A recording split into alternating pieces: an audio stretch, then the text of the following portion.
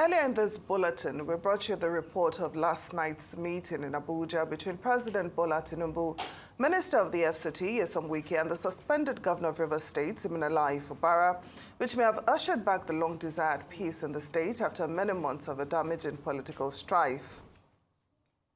Right now, we are being joined by Rivers State Commissioner for Employment and Empowerment, Dr. Nwibubasa, to look at this seemingly positive development, as well as the prospect of lifting the state of emergency imposed on the state. Good afternoon. Thank you so much for joining us on Newsday. Good afternoon, Timitokwe and Awa. Thank you for having me and welcome Nigerians to this episode. So let's first of all start with how confident are you, that this peace brokered by President Tinubu is real and it will last? What would you say has changed since the last meeting, which failed to yield meaningful results, and now? Well, we were aroused to the fact that peace has been brokered by the president yesterday evening, and that there is now reconciliation between the warring parties in the political crisis that has engulfed our state for over a year. But I have looked at the entire scenario, the pictures that came up, and the principal officers and gladiators that were involved in the so-called peace meeting. And I want to state with all sense of responsibility that I didn't see a reconciliation. I saw a surrender. You don't talk about peace when you are not talking about equity. You cannot talk about peace when you are not talking about fairness. A meeting with Mr. President, a meeting with the assembly members who are on the side of the FCT minister, and yet you saw only Governor Fubara, no person coming from that side. All the stakeholders are stakeholders that were on the side of the FCT minister. And so the conclusion is that Fubara went as a man. He went there singly, because if he carried the interest of the people and the embodiment of the desires of Rivers State, then we should have rather seen a more balanced delegation where you now talk about reconciliation and peace. And so I believe that was a surrender and not a reconciliation. Looking at what has happened before, of course, the president couldn't again broker a lasting peace deal in the first instance of meeting with them, because this peace was not also anchored on fairness. Until there is equality, until there is justice, sustainable and lasting peace cannot be said to have been achieved. And that's exactly the issue here. Because first of all, what was the reason for this war? What was the reason for the disagreement? It was about managing the state politically and economically. Governor Fubara has voiced this in so many places. It was about pushing a man to kowtow to the desire of a single person. And today, if all that is in the reconciliation is for everyone to go back and bow before the same man, and then it means we have returned to status quo. And so that cannot bring peace. Rivers State is a whole bunch of people with various desires and inclinations. And if you want to bring peace to such a family, every person's interest must be taken into account. Those are very keen observations, Dr. Nwibubasa. But how do you anticipate that this reconciliation, albeit surrender, will impact the day-to-day running of River State, as we've seen, especially when it comes to any projects being developed in the states, any implementation of development projects. We do know that nothing has really been done in the states since the very day Fubara assumed office and this war with Wike kicked off. The truth is, River State will not make progress until we have a leader who possess the will to be different, the courage to dare, and not the timidity to maintain the status quo. Now, we are in a situation where the governor has shouted at the top of his voice in several fora of how he was being hook-winged to do the things that are antithetical to the state's interest. And that was the reason. Are we coming back to that status quo? At this point, does the governor still have the tenacity, the moral fiber to say, I will stand to do what will please River State people first? So, talking about progress, the only progress we may see, which may be a little reprieve, is that this so-called peace may eventually lead to the termination of the state of emergency, therefore handing over the state to our elected governor who we gave our support. That's the only seeming benefit that I'm seeing here. But outside of that, the same gladiators are going to come back to the state, impinge on development, work for their personal interest, and continue to make River State that cow that they will milk for their personal use. And that was exactly the fight that the governor has told us and enrolled people into, that he was fighting for the interests of River State to ensure that River State benefits from the resources of the state and not to hand over the resources of the state to any man, which was the pressure he was under. So if at this point he could not succeed in that, it simply means he has failed, and we are going back to status quo. Now, Dr. Nwibubasa, I'm wondering, if we can link this reconciliation to the 20 that people are, discussions are ongoing. How do you think it will affect the political fortunes of Fubara, Wike, other stakeholders, and even the people of River State? Of course, beyond the issues of who manages the state and who holds what, the long-term goal of every political leader and godfather is to continue to influence and direct and redirect the political development of the state. And so when this fight started, it was clear that 2027 was also on the table as part of why this crisis started. And so we cannot in any way alienate this crisis from 2027. I've said it before, even on your television, that everything that the FCT minister is doing today is to see that he pleases the Mr. President to prove to him that he has something to offer him in 2027. Again, the pressure on Governor Fubara was not also to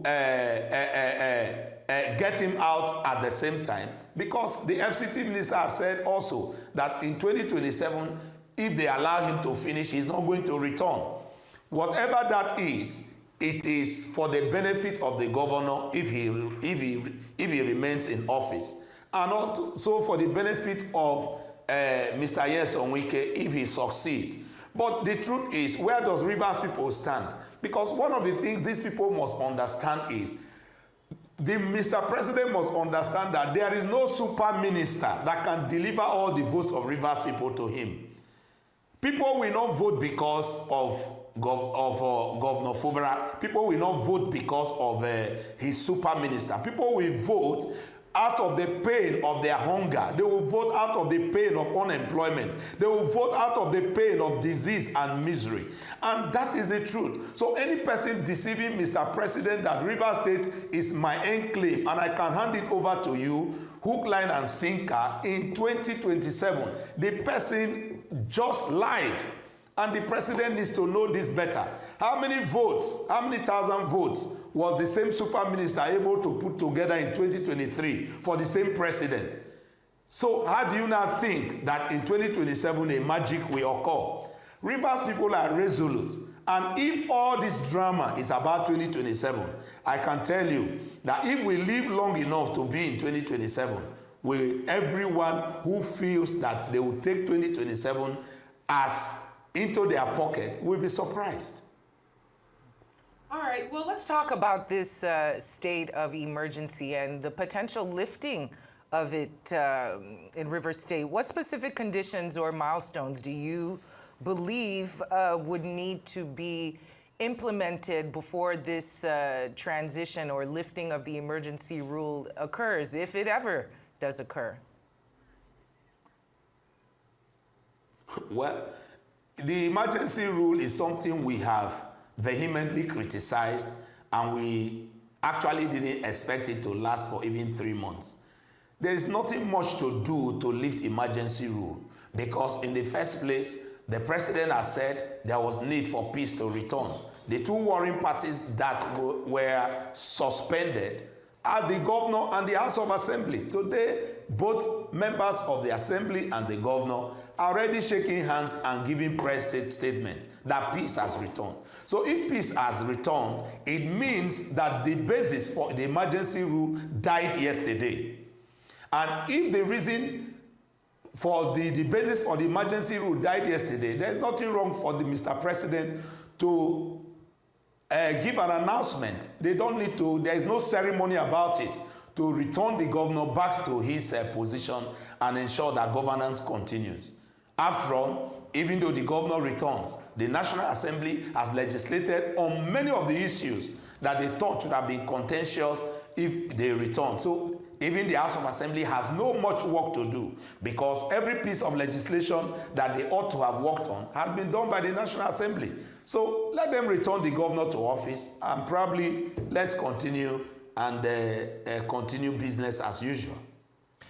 Now, what challenges do you foresee may arise in implementing this peace agreement? We do not have the details, of how peace was actually brokered. But I'm just wondering what challenges do you foresee may arise in implementation and how can they be addressed to ensure lasting peace and stability in Rivers State and that we do not go back to, having a state of emergency when it's eventually lifted?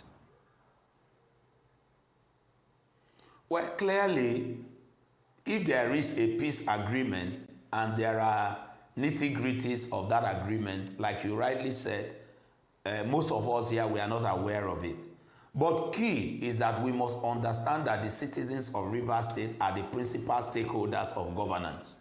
And so expectations are that the governor, which we gave the mandate to lead the state for the next 4 years, we need to return to Rivers State and call all stakeholders and tell the stakeholders what are the terms of this agreement and persuade them to support whatever agreement to ensure peace.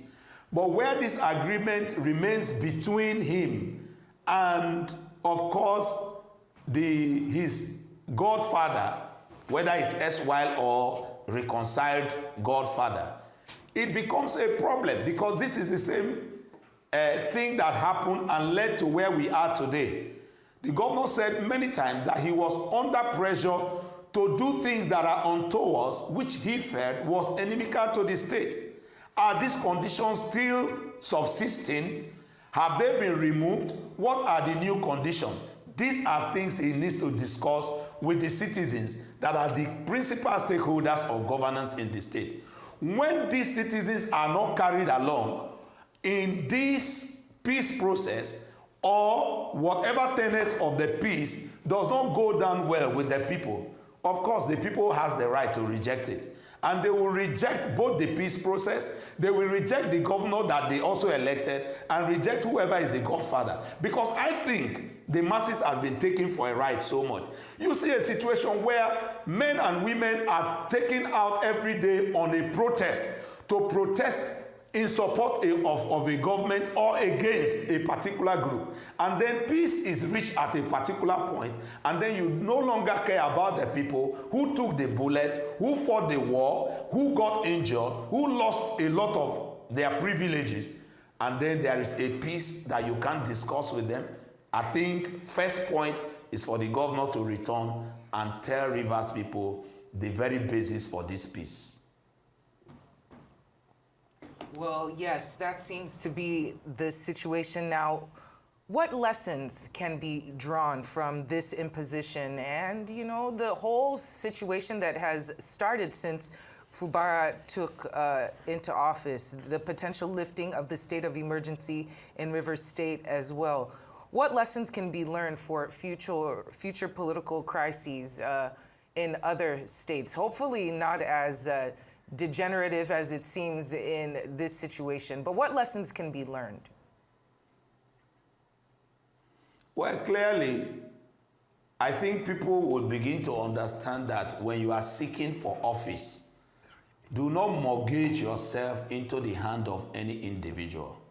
You are aware that a year or two ago, the FCT minister has prided himself to have bought nomination forms for all members of Rivers State House of Assembly, for the governor himself, for all members of the Rivers State, Rivers State senators and reps. And so today, he who pays the piper is dictating the tune. And so people should begin to understand that politics, if you must represent the people, you must come in such a way that you should be chosen by the people. So that brings us to our political parties. We need to do a whole lot to change the way our political parties operate, such that people can vie freely in a party and not be hoodwinked by people, brought up and given conditions for which you have to work. That should be one lesson that Rivers people must learn. That all the principal gladiators today were people that the ex-governor claimed he bought nomination forms for, and that he sponsored the election 100%. And so that was business. And today he wants to reap from that business at the expense of Rivers State. And so any leader that will come in, like I have said earlier, must be a leader who possesses the will to be different, the courage to dare, and not the timidity to maintain the status quo. He must be a leader who understands the complexity of the citizenry and also know that our state, Rivers State, is very significant in the scheme of things and her destiny, pregnant with purpose, and therefore should not be allowed into the hands of those whose minds are atrophied with all forms of prejudice and bigotry. Very well said, Dr.